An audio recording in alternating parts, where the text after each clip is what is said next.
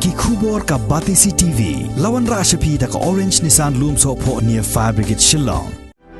Admissions are open at BDW International School. Enroll now.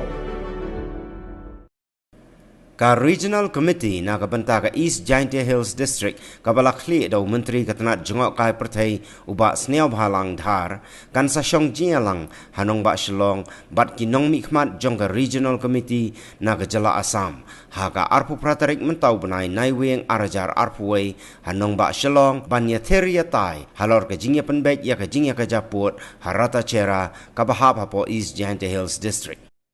Ïakynduh la pentip daw menteri katanat kampo Ïakynduh uba lakmen rumboy ha ka jingya kren bat kilat patai kubor. Uba lakmen ula penpauru ya ka jingkermen baleng ba gani ka jingyalang on salak ban wengno yau soccer dot bagi paj ba nong syong snong ka rata cera kilamat barok shikata.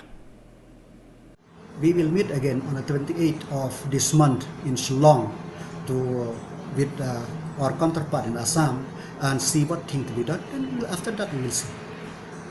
Everything is completed, but the only thing is that how to solve the issue that's still not yet done. And I hope on 28th of this month, when we have a meeting, we will be able to resolve the issue, whatever maybe. I'm talking about the regional committee, which headed by Masnya Bahalang pertaining to the issue in the East Giant Hills mine, and we go in any meeting.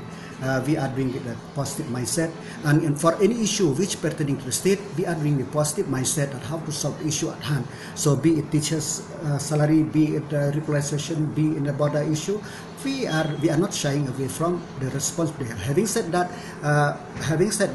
it is not. There are some issue, something which it is not very easy to solve.